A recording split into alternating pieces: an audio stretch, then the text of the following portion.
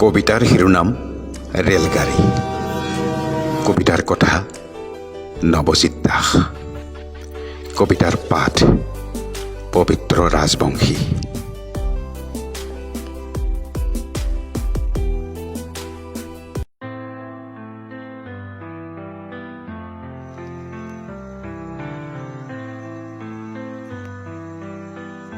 মোৰ সৈতে আপোনাৰ কথা পাতিবলৈ কেতিয়া সময় থাকে মই নাজানো।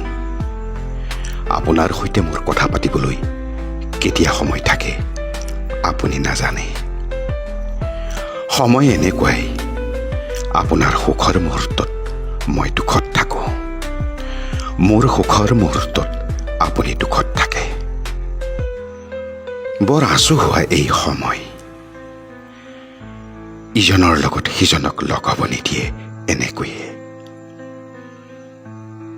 ভিন্ন স্থানলৈ আমাক কঢ়িয়াই নিয়া বিপৰীতমুখী দুখন যাত্ৰীবাহী ৰেলৰ দৰে।